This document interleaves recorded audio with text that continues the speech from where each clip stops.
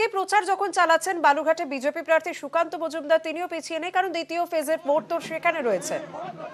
জনসংযোগ সারছেন সকাল থেকে।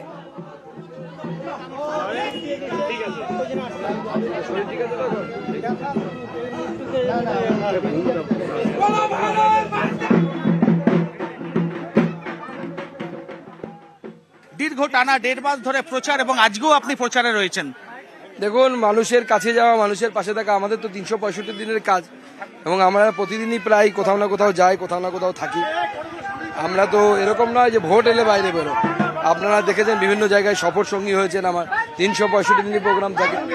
মানুষ জানে, জেলার মানুষ জানে কি কাজ করেছি, তার হিসেব নিয়ে মানুষের কাছে যাচ্ছি, হাত জোর করে বলছি আবার যদি সুযোগ দেন তাহলে আবার আমি চেষ্টা করব এইভাবেই কাজ করা।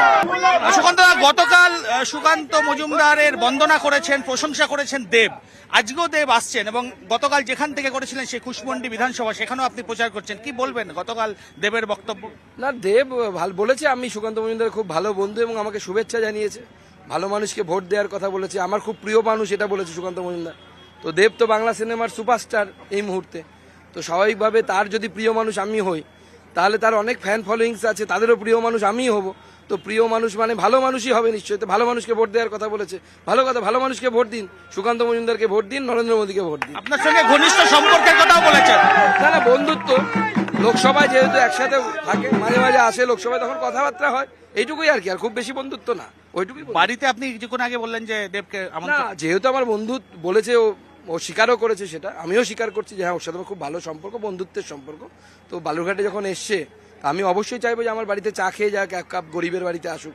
আমাদের তো অত বড় দামি ফ্ল্যাট নেই, তো যতটুকু আছে সেখানেই আসুক, আমি চেষ্টা করবো আপ্যায়ন করার।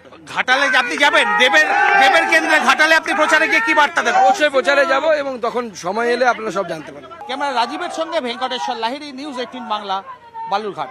বালুরঘাটে প্রচারে গিয়ে যখন সুকান্ত মজুমদারের প্রশংসা করলেন দেব, যে প্রশংসা মানে এমনকি সুকান্ত মজুমদার তিনি শোনালেন ও তার প্রচার সভায় গিয়ে সুকান্ত মজুমদার তাকে চায়ের আমন্ত্রণ জানালেন দেবকে, কিন্তু দেব কি বলছেন শুনি। বিপ্লবদা যখন ডাকবে জেতার পর, তখন ডেফিনেটলি আমি কথা দিচ্ছি বিপ্লবদার বাড়ি প্রথম যাবো না, যাবো সুকান্তদার বাড়িতে চাটা খাবো, তারপর লাঞ্চটা আমি বিপ্লবদার বাড়িতে করবো।